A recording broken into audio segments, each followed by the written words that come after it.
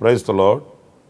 ప్రభు అయిన యేసుక్రీస్తు నామములో మీ అందరికీ మా హోసన్నా మినిస్ట్రీస్ తరపున హృదయపూర్వకమైన వందనాలు తెలియపరుస్తున్నాను.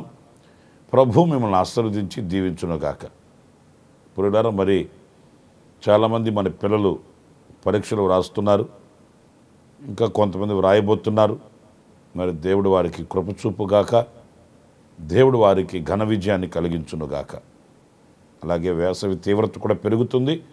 కాస్త జాగ్రత్తలు పాటిస్తూ దేవుని సన్నిధిలో ఆధ్యాత్మికంగా మీరు ఎదగాలని ప్రేమపూర్వకంగా నేను మీకు తెలియపరుస్తున్నాను. ఈ పూట పరిశుద్ధ గ్రంథంలో నుండి ఒక చక్కటి మాట మనం చదువుదాం. 24వ కీర్తన 3వ చరణాన్ని నేను చదువుతున్నాను. యెహోవా పర్వతమునకు ఎక్కదగిన వాడెవడు? ఆయన పరిశుద్ధ స్థలములో నిలువదగిన వాడెవడు? ప్రియులారా, చూడండి, ఇక్కడ యెహోవా పర్వతము అనేది మనకు ఒక ప్రత్యేకంగా కనిపిస్తుంది. ఎన్నో పర్వతాలు మనం చూస్తుంటాము, ఎన్నో పర్వత శిఖరాలు మనం గమనిస్తూ ఉంటాము. కానీ ప్రత్యేకంగా ఇక్కడ ఇది యెహోవా పర్వతము అంటే ఒక ప్రతిష్ఠించబడిన అనుభవాన్ని మనం గుర్తించవలసి వస్తుంది. ఎందుకంటే ఈ భూతలముపై ఎన్నో పర్వతాలు ఉన్నాయి. ఆ పర్వతాలు అన్నీ అని కాదు, కానీ ఆ పర్వతాలలో ఈ పర్వతము ఒక ప్రత్యేకించబడినది. ఎందుకంటే ఇది యెహోవా పర్వతము, ఇది ఆయనకు చెందిన పర్వతము అన్నప్పుడు ఎన్నో పర్వతాలు మనం ఎక్కే అనుభవం మనకు ఉండొచ్చు. కానీ యెహోవా పేరు పెట్టబడిన ఈ పర్వతమునకు ఎక్కగలిగిన వారు మనము కావాలి అనేది ఈ వాక్యం మనకు చెప్తున్న ఒక పాఠం. ఆయన పేరు పెట్టబడిన ఈ పర్వతమునకు ఎక్కదగిన వాడు ఎవడు? అక్కడ నిలవగలిగిన వాడు ఎవడు? ఎందుకని ఆ పర్వతాన్ని మనం ఎందుకు ఎక్కలేము, అక్కడ ఎందుకు మనం నిలవలేము అని అంటే, ఈ వాక్యంలో మనం గమనించవలసింది, ఇది ఆయన పేరు పెట్టబడిన పర్వతము అన్నప్పుడు ఆయనతో ఒక సహవాసం కలిగి, ఆయనతో ఒక చెలిమిని మనం సంపాదించుకుని వారమై, ఆయన పర్వతమైన ఈ ఉన్నత స్థానమందు మనం నిలవగలగాలి. ఈరోజు నేను కొత్తగా మీకు చెప్పాల్సిన అవసరం ఏం లేదు, కానీ మనం చూస్తున్న విషయాలు ఇవన్నీ కూడా ఏదో భక్తిని మనం ఆచారంగా కొనసాగించుకొని ఒక మతంలో కొనసాగుతున్నాము అనే సంతృప్తి మనకు ఉంటుంది. నేను క్రైస్తవుడిని, ఆదివారం ఆరాధనకి వెళ్తాను, బైబిల్ చదువుతాను, ప్రార్థన కూడా అప్పుడప్పుడు చేసుకుంటాను, ఇక అంతే. కానీ ఈ ఎక్కే అనుభవం ఒక స్థితిలో నిలిచిపోవడం కాదు. రక్షించబడి రక్షణలోనే, బాప్తిసం పొంది బాప్తిసంలోనే ఇక అంతటితో క్రైస్తవ్యం ముగిసిపోయింది అనుకునే ఆ భ్రమలో నుంచి మనం బయటికి రావాలి. చాలామంది చెప్తుంటారు, మేము తాతల ముత్తాతల కాలం నుంచి క్రైస్తవులమండి, రక్షించబడ్డారా అని అడగడం ఏంటి? మేము పుట్టిందే క్రైస్తవ లోకంలో, క్రైస్తవ కుటుంబంలో కదా, అలా చెప్తుంటారు. అయితే ఈ వాక్యం ఏం చెప్తుంది? యెహోవా పేరు పెట్టబడిన ఆ పర్వతమునకు మనం ఎక్కి వెళ్ళి అక్కడ నిలవాలి. ఆ పర్వతమునకు ఎక్కి వెళ్ళే అనుభవం అంటే మన ఆధ్యాత్మిక మన జీవితంలో ప్రగతి ఉండాలి, పురోగతి ఉండాలి. నిన్నటికి ఈనాటికి, ఈ దినానికి రేపటికి మనలో ఒక అభివృద్ధి, ఎక్కిన అనుభవం. సంవత్సరాలు దొర్లుతున్నాయి, సంవత్సరాలు గతించిపోతున్నాయి, కానీ మనలో అభివృద్ధి కనిపించకపోవడం శోచనీయమని చెప్పుకోవాలి. వయసు పెరుగుతుంది, సీనియారిటీ వస్తుంది, కానీ క్రీస్తుతో మనకున్న అనుబంధం పటిష్టం కావట్లేదు. ఇంకా దారుణంగా చెప్పుకోవాలంటే ఉన్న స్థితి నుంచి దిగజారిపోయే వాళ్ళు చాలామంది కనిపిస్తున్నారండి. ఉన్న స్థితి నుంచి ఎక్కి వెళ్ళాలని వాక్యం చెబుతుంది, కానీ ఉన్న స్థితి నుంచి దిగజారిపోతున్న అనుభవాల్ని ఎక్కువ మందిలో మనం చూస్తున్నాము. మొదటిలో ఉన్న ఆసక్తిని, మొదటిలో ఉన్న అనురాగాన్ని, మొదటిలో ఉన్న విశ్వాసాన్ని, ఉత్సాహాన్ని, ఉజ్జీవాన్ని రాను రాను రాను రాను కోల్పోతున్న పరిస్థితులు మనకు కనిపిస్తున్నాయి. వసతులు కానివ్వండి, పరిస్థితుల ప్రభావాలు కానివ్వండి, విశ్వాసంలో నుంచి దిగజార్చుతున్నాయని చెప్పడంలో ఎలాంటి సందేహం ఏమీ కూడా లేదు. ఒక ప్రశ్న, మరి ఎక్కిపోయే అనుభవంలో మనం ఉన్నామా, లేక దిగజారిపోయే అనుభవంలో మనం ఉన్నామా? ఇక్కడ మనం చాలా విషయాలు చదువుకోవచ్చు. మీరు తర్వాత అయినా కూడా ఈ 24వ కీర్తనని మీరు చదివి చూడండి. అక్కడ ఈ పరిశుద్ధ పర్వతం మీద నిలవగలిగిన వాడు ఎవడు అని చాలా చక్కగా దైవజనుడు అందులో వ్రాసి పెట్టాడు. యథార్థమైన మాట ఉండాలి, నిష్కాపట్యమైన చేతులు ఉండాలి, ఇలాంటి అర్హతల్ని ఎన్నో కూడా ఈ కీర్తనలో ఆయన వ్రాస్తూ వచ్చాడు. నేను వాటి విషయం చెప్పట్లేదు, కానీ ఇక్కడ మనము ఈ పరిశుద్ధ పర్వతమునకు ఎక్కి వెళ్ళే అనుభవం కలిగిన వారమై ఉండాలని ఇదిగో ఈ వాక్యంలో నేను మీకు జ్ఞాపకం చేస్తున్నాను. మనకు బాగా తెలిసిన ఒక చరిత్ర కూడా జ్ఞాపకం చేస్తాను మీతో. లోతు సొదొమ గొమొర పట్టణాన్ని ఎంపిక చేసుకొని అక్కడికి వెళ్ళి అక్కడ కాపురం పెట్టాడు. ఈ లోతు చరిత్ర మనందరికీ తెలిసిన చరిత్ర. విశ్వాసవీరుడైన అబ్రహాముతో కలిసి పయనం ప్రారంభించాడు. విశ్వాసవీరుడైన అబ్రహాముతో నడక ప్రారంభించాడు. కానీ ఎందుకో మరి విశ్వాసవీరుడైన అబ్రహాముతో జీవితాన్ని అలాగే కొనసాగించుకోలేకపోయాడు.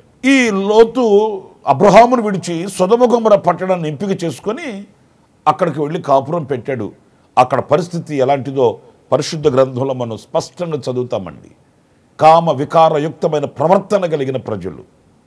వాళ్ళకి కుడి ఎడమ వ్యత్యాసం తెలియదు, చీకటి వెలుగుకు వ్యత్యాసం తెలియదు, వాళ్ళకి మరణానికి జీవానికి వ్యత్యాసం తెలియదు, లోకానికి పరలోకానికి వ్యత్యాసం తెలియదు.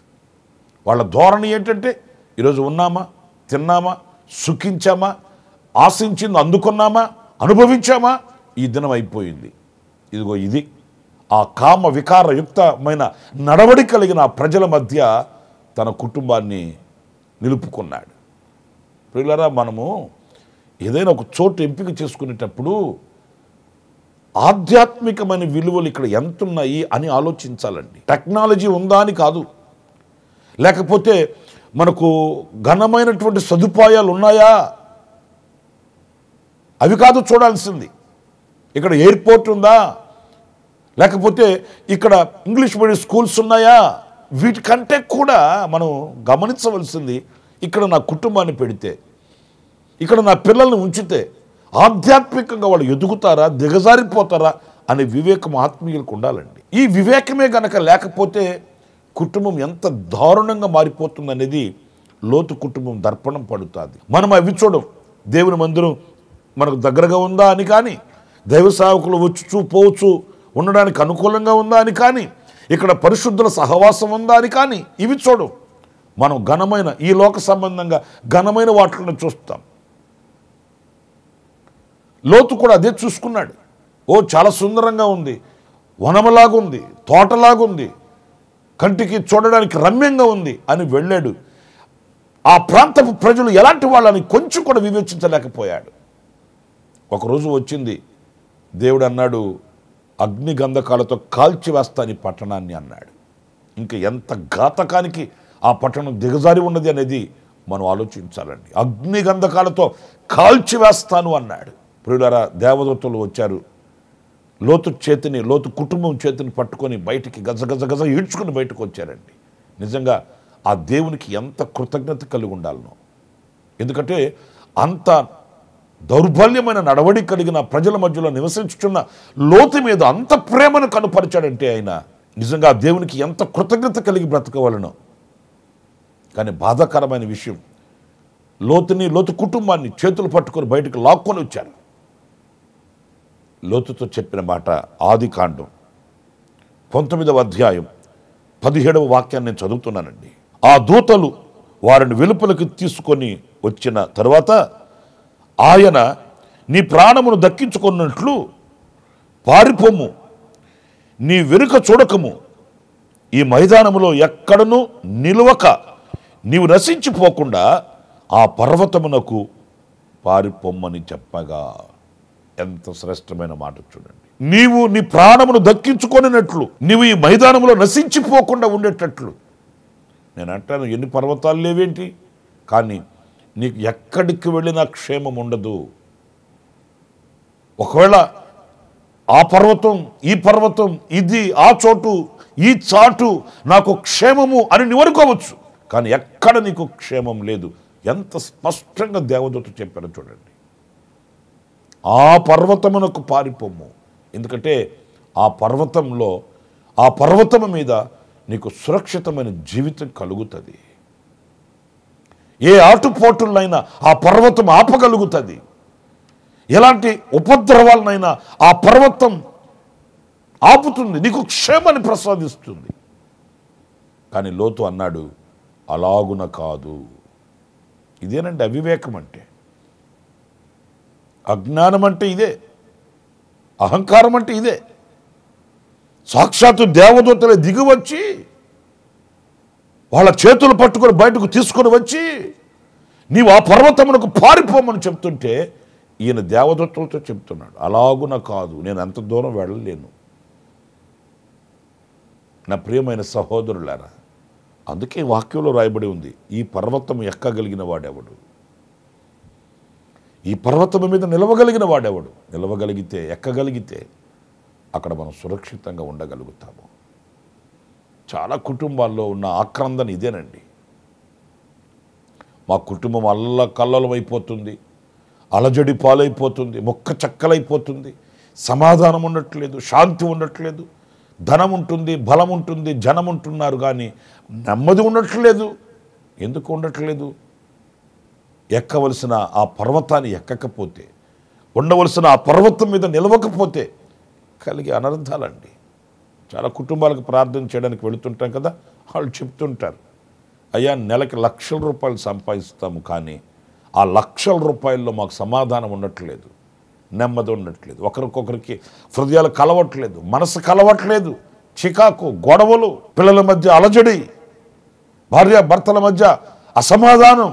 సాతాను ఏలుబడి చేస్తుంటుందండి ఆ కుటుంబాలను. కారణం, ఎక్కవలసిన యెహోవా పర్వతం ఎక్కే అనుభవంలో మనకు లేకపోతే, నిలిచి ఉండవలసిన ఆ యెహోవా పర్వతం మీద మనం నిలిచి ఉండలేకపోతే కలిగే అనర్థాలండి. నా ప్రియమైన సహోదరులారా, దేవదూతలు లోతుకు బోధించారు, ఎక్కలేకపోయాడు. ఇంకొక చిన్న మాట చెప్తాను. మోషేని దేవుడు సీనాయి పర్వతం మీదకి పిలిచాడు, నీవు ఇక్కడికి ఎక్కిరా.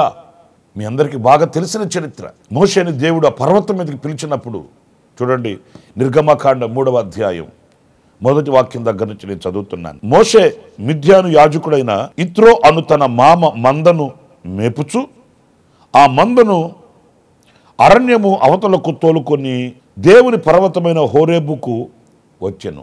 ఒక పొద నడిమిని అగ్ని జ్వాలలో యెహోవా దూత అతనికి ప్రత్యక్షమాయెను. అతడు చూచినప్పుడు అగ్ని వలన ఆ పొద మండుచుండెను, కానీ పొద కాలిపోలేదు. చాలా చక్కటి శ్రేష్టమైన మాటలు. ప్రియులారా, ఆ ఉన్నతమైన యెహోవా పర్వతము అనే హోరేబుకి మోషే ఎక్కాడు. అక్కడ ఒక దైవ దర్శనాన్ని చూశాడు. ఒక్క మాటని మీతో చెప్పాలంటే, ఎవరైతే ఈ దేవుని పర్వతము అనే ఈ ఉన్నతమైన స్థానం చేరుకోగలుగుతారో వారికి దైవ దర్శనం కలుగుతుంది, వారికి దైవ ఆలోచన కలుగుతుంది, ఫ్యూచర్ని గురించిన ఒక చక్కటి నడిపింపు వాళ్ళకి దొరుకుతుందండి. మోషే ఆ పర్వతం మీద దైవ దర్శనం చూశాడు, దేవుని ప్రణాళికను గుర్తించాడు, దైవ స్వరాన్ని విన్నాడు. ఇవన్నీ ఒక ఆధ్యాత్మికమైన విలువలు కాదంటారా? ఈరోజు మనం దైవ స్వరాన్ని వినగలిగిన, దైవ ప్రత్యక్షతను చూడగలిగిన, లేక ఆ దైవ చిత్తానుసారంగా ఫ్యూచర్ను గురించిన, ఆ భవిష్యత్తును గురించిన ఆలోచన మనకు చేరువ కాకపోవడానికి గల కారణం ఆ పర్వతాన్ని ఎక్కి నిలిచే అనుభవంలో మనకు లేకనే. కనుక నా ప్రియ సహోదరులారా, ఏదో భక్తి చేస్తున్నామో అని కాకుండా కాస్త ఎక్కి వెళ్ళిన అనుభూతిలో ఆ పర్వతం మీద నిలిచిన ఉన్నత స్థానాన్ని మనం ఆపాదించుకోవాలి. అక్కడ ఉన్న ఆధ్యాత్మికమైన విలువల్ని మనం వశపరుచుకోవాలి. మోషే జీవితాన్ని ఒక్క మాట చెప్పి ముగిస్తాను. మోషే గొప్ప నాయకుడయ్యాడు.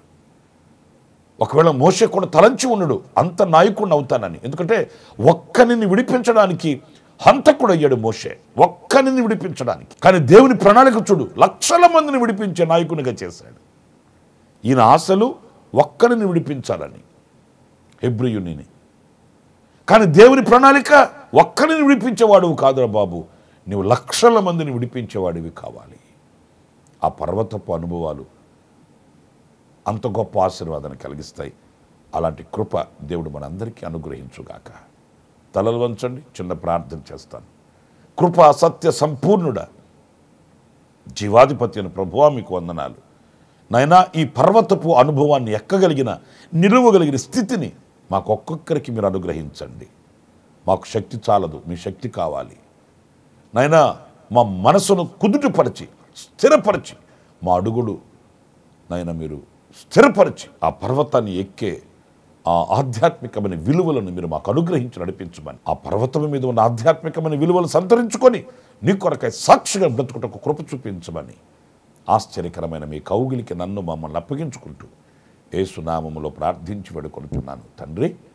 ఆమేన్, ఆమేన్. ప్రభు మిమ్మల్ని దీవించి ఆశీర్వదించునుగాక. ఈ దినమంతా విశేషమైన కృప నా దేవుడు మీకు సమృద్ధిగా అనుగ్రహించుగాక. ఆమేన్. ప్రతి దినము ఈ అనుదిన కృపాను సందేశాల కొరకు, ఇంకా మరిన్ని ఆత్మ సంబంధమైన సందేశాల కొరకు ఈ మా యూట్యూబ్ ఛానల్ ని సబ్స్క్రైబ్ చేసుకోండి. Pastor Ramesh, ministries.